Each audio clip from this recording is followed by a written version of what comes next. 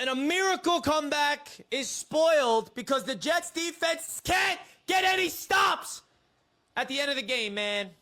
Just like that, a phenomenal comeback for the Jets ends in a heartbreaking loss because the defense can't get stops, man, in the clutch.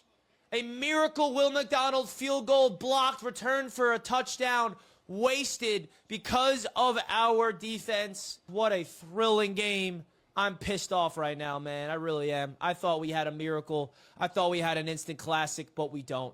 Jets lose 29-27. That was the live reaction of Richie Mollura of the New York Jets fan media page, watching the Jets lose another heartbreaker in the final moments against the Bucs. I think we were all Richie watching that walk-off field goal, but are these the same old Jets? Richie joins us now. What's up, man? Your blood pressure all right? Oh, man, what's up? Thank you so much for having me. Yesterday was crazy emotions, up and down, of course, and it ends with a heartbreaking loss to the New York Jets. But thanks for having me on, man. I'm excited to talk about the game yesterday. All right, now we got 24 hours out of the way. Does it still sting? I guess give us your takeaways from that loss, man. Absolutely, it still stings. The Jets are 0-3, and we had a miracle comeback just be wasted, right? You saw the Philadelphia Eagles do the exact same thing the Jets needed to do.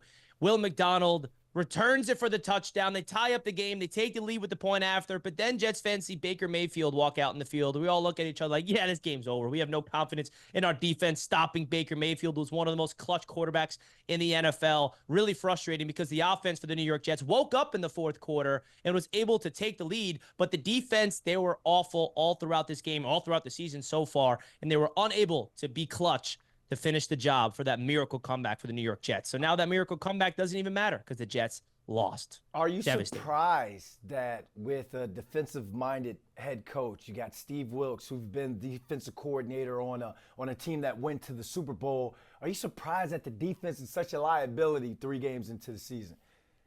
Absolutely, I am. Going into the season, you have a rookie offensive coordinator and a veteran defensive coordinator, and you look at the talent on both sides of the ball. Jets fans expected this defense to be not great, not top 5, but at least middle of the road and keep them in games, but they're a real liability out there and at the bottom of a lot of metrics. You look at how many points they've given up so far this season, I think it's around 93 total points in the first 3 games. That is absolutely unacceptable.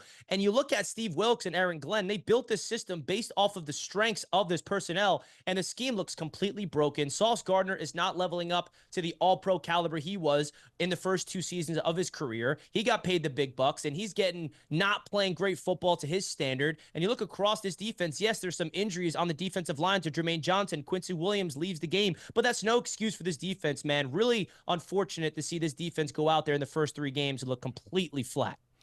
Aaron Glenn has been big on changing the culture, doing things the right way. 0-3, I know no one's trying to hear this right now, but he said that post-game, these aren't the same Jets. Are you buying that, Richie? Listen, man, Aaron Glenn was not here throughout the 14-year playoff drought. So I personally do not look at this team as the same old Jets, and I understand they have to prove it before we can get that mantra out of there. But in my opinion, Aaron Glenn has taken this positive route because he's trying to spark something within this organization. There is a negative context with the New York Jets. He understands the job that he took here. Aaron Glenn wanted this job. He did not just say, yeah, I'll settle for the Jets. No, he came to the Jets because he understands what it's going to take to get this team out. And if you're a Jets fan, you expected this team to go into this season and be great in the first 3 games, going up against 3 straight playoff teams, then you set yourself up with unrealistic expectations. The New York Jets should have won that game against the Pittsburgh Steelers. Unfortunately, things happen. They cut Xavier Gibson. They get their teeth kicked in against Buffalo.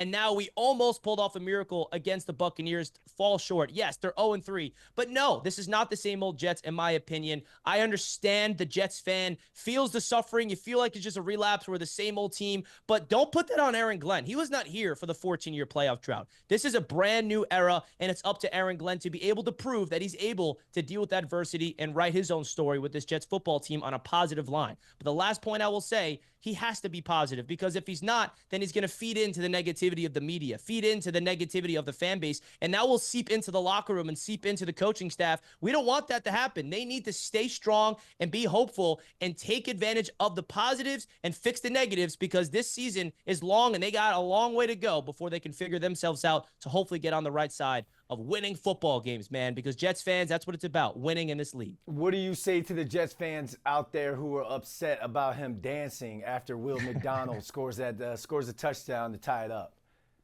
Listen, man, I mean, he's showing his emotion. That was a crazy play. Every single Jets fan was Aaron Glenn. I understand that in that moment. We're all dancing on our living rooms, at the sports bar, wherever we watched that game. It was a miracle that Will McDonald was able to block that field goal and return it for a touchdown. I personally don't feel like that was a big deal, him showing his emotion. If the Jets were able to win the game, that would be one of those moments that Jets fans will be clinging on to. But I understand the perspective. The Jets lost, so why are you dancing out there and acting like you won the game when we didn't actually win the game?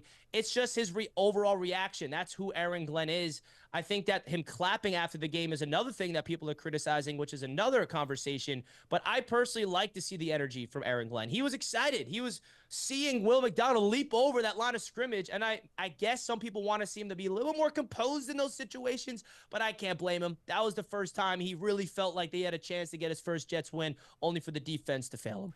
Well, talk to me about the clapping. I'll throw out the whole expectations, the 0-3 question that I had on there, because I just debated. I went back and forth with someone about the clapping. I don't have a problem with it per se, because I think that this team battled back from, 3 possessions to take the lead at one point. So he's trying to change the culture, like you said, trying to stay upbeat.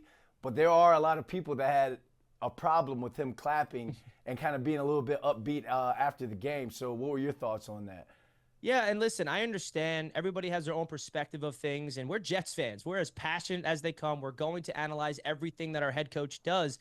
I don't have no problem with the clapping as well, my man. Like, he is trying to instill a positive mindset within this team, and he's not doing this for us. He's not clapping for the media. He's not clapping for anybody other than his players and the coaching staff, because he's trying to spark something. That fourth quarter was magical. Unfortunately, they were unable to get the job done, but he is going to take that fourth quarter and he's going to show it in the film room and say, this is who we are as a football team. Those first 3 quarters, that needs to get cleaned up. He's going to dig deep into himself, into his coaches, into the players, to hold everybody accountable. And if you expect Aaron Glenn to publicly be this rah-rah negative guy, no, he's doing that privately. He's doing it behind the closed doors. He understands the media is going to try to infiltrate him and try to get him these quotes that they can make it. And I say these things because Aaron Glenn is really open about the New York media. He's facing it head on. So I personally don't have an issue with him clapping. He's encouraged about what he saw in the fourth quarter, but I understand why some Jets fans are upset with that. I'm not denying that if you are a Jets fan and you see that and that pisses you off,